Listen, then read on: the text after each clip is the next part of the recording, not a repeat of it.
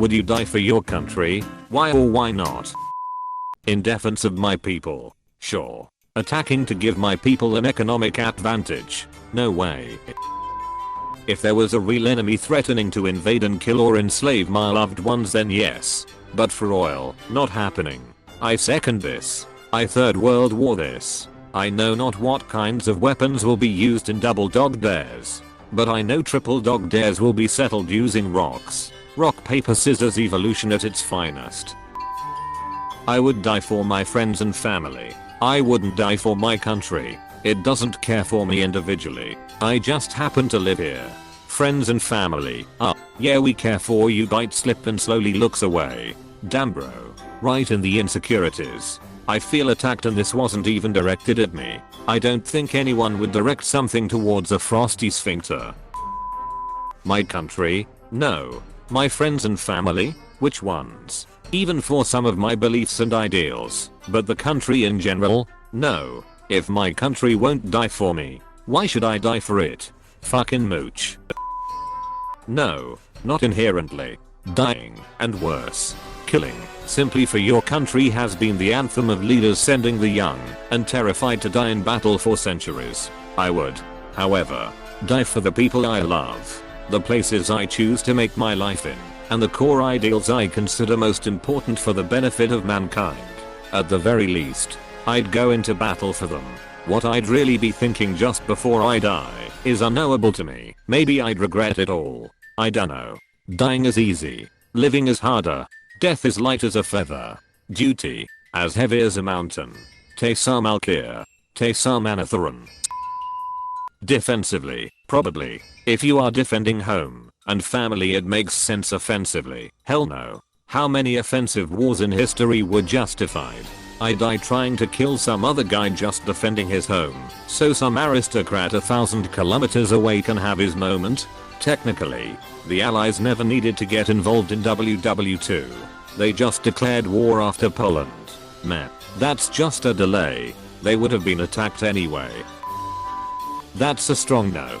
No politicians are willing to work for the country. Losing my life for the war created by them is nothing but vain. Anytime two countries want to start a conflict, both cabinets should be airdropped into a Thunderdome and forced to fight to the death over it. Party of the last survivor wins. Sounds like a great Black Mirror episode, except it would be a more positive version of reality, and there would never actually be any wars then. I like to go by George Patton's thinking. You don't win wars by dying for your country. You win wars by making some other poor bastard die for his country. I'm not for dying for anyone's cause other than my own. But if I could really make a difference by dying for my country, I would. The only cause worth dying for in war is if your friend then can open a shrimping business. r/unexpected Forrest Gump. I always expect Forrest Gump. If we were under threat, then yeah. If we weren't under threat and Boris was like, let's invade, insert Middle Eastern country, then no. I second this. No, I'm too much of a scaredy cat. Keep it real. Yes, to defend it. No, to attack another country. What if another country said that your mom is fat? Then tell them your dad is the CEO of Microsoft. Well, my dad founded Microsoft. Well, my dad is the CEO of PC. I have 2 quotes by Bertrand Russell for you. Patriotism is the willingness to kill and be killed for trivial reasons. I would never die for my beliefs because I might be wrong. I know nothing about him, but someone willing to admit that he might be wrong has a lot to teach to many of us. He also happened to be rather a dick in his personal life and very vain, but he was certainly a smart guy. Nah, I'm not dying for an oil company. Sealand? As a Hankanger, I would die for my people against my backquote country. I feel for your people. As in, would I die to make a few rich cunts in my country slightly richer? No. No, I would not. And, in extension, by pure philosophy, is a man with 300 BN richer than one with 200 BN? If you can buy anything, can you get any richer? If the president himself is gonna be with us in battle, in the front of everything, then sure. Until that day, don't expect anything from me, boy. Yes, because he can buy 100 billion, insert your local currency, worth of stuff more than the other guy. But it's still pointless though. Absolutely not. I'll fight tooth and nail for my family, but that's it. I live in Finland, and I consider it a country worth dying for. So yes, as somebody who spends half my year in Finland, but is originally English, 100% I would abandon my country and fight for yours instead. Fucking love Finland. I mean, y'all sound pretty epic. Every time I hear Finland, I imagine about a bunch of 14-year racing around the streets at 300 km/h. NGL. I mean, it is true, with their loud ass mopeds. Fuck no, I didn't start no shit. Hell no. It's a random assortment of strangers, a government I have no say in, and a flag I don't care about. Why don't presidents fight the war? Why do they always send the poor? Politicians hide themselves away. They only started the war. Why should they go out to fight? They leave the peril to the poor. I miss the old days when king led charges into battle. A leader should prove his worth this way. Would love to see Bojo and Trump lead the charge in a war against Putin and Pooh. I'm only here because an ancestor of mine deserted the German army to avoid WWI. I'm even less patriotic than he was. Hell no. I don't even love my country. I'm desperate to leave this shithole. I'm curious, where you from? India. Why don't you like your country? First, of the overpopulation, which indirectly leads to joblessness, poverty. Plus I really can't stand Indian summer. If the president himself is gonna be with us in battle, in the front of everything, then sure. Until that day, don't expect anything from me, boy. When did we move from the king riding in front of his army and showing he'll put his life on the line for everyone in his kingdom so everyone else can see that honor in him and follow him into battle? When did we move from that to the man sitting in his comfortable house and sending others to fight battles he started or escalated? No thanks. I won't fight a coward's battles. If aliens take over, guess who's gonna find peace and coexist with them? Me. I ain't fighting for a corrupt man. Kings dying in battle and turning a possible victory into a clear defeat. Also instability and power vacuums because COF leaders dying on the battlefield. I know it's not central to your point, but having leadership getting killed mid-battle is a very bad thing, which we learned the hard way.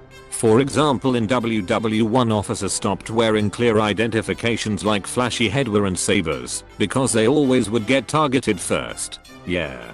Having the president die in battle would be foolish. But you just know that if WWII broke out, no way would any of Trump's family join up.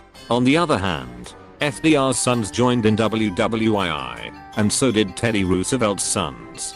If a president calls for war, I fully expect that they have skin in the game beyond monetary interests.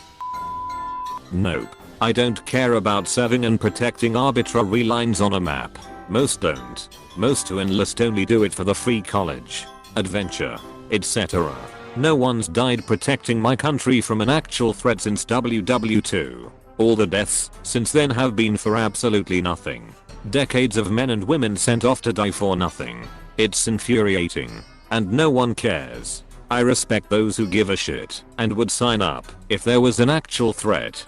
And I pity those who have or do serve and actually think anything they did/do is protecting anyone they love. It's all a game.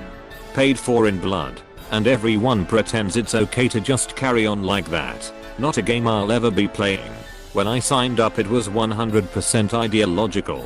I would have done it for free at that point. Yep. Same. I think people who don't have strong ideals can't fathom that anyone would do that. So they say things like people only join to go to college, or because they just want an excuse to kill people. Only if the president and other able-bodied officials are on the front lines with me, or against me, if it's a civil war. I would die to defend my family. My country is nice and all, but I'd rather be alive with my family under a new regime than dead before parliament was usurped. Now, the morons of my country insist on killing it from within. Fuck it. Maybe something better will rise from the ashes. Scotland. Yes. UK. No. Europe. Probably. All this is assuming that there's something worth dying for, that there are Russian tanks rolling across Poland. That sort of thing. It's sad that I might want to agree with you. Man, I enlisted for the violence and mayhem. Ended up walking kids to their new school, pulling security for free and open elections, rolling into poor hard-hit areas, and passing out medicine, food and water. I watched my corpsman cry after trying to save a small child who got hit with shrapnel from an RPG-7. We basically secured an entire city and brought commerce back. I watched my friends bleed for that city. For these people, now we may be made out to be bloodthirsty, trigger-happy murderers. But to us, we really wanted to make a difference where we were. Perception is reality, I guess. We won every battle, completed every task and mission, but still lost the war.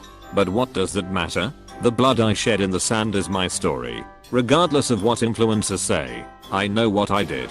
My boys know what we did. What we sacrificed. For people who aren't even our countrymen. Would I die for my country? I'm not sure. But I was willing to die for this. Thank you. Although small stories get lost in the edgy fought for oil crap. For the right cause I would. I wouldn't die to invade another country. But I'd die in a heartbeat if my family and countrymen were at risk. The objective isn't to die for your country. It's to make some other poor sod die for their country. If you are new to Tattletale TV, please subscribe. I have new videos every day. Stay tuned right now for another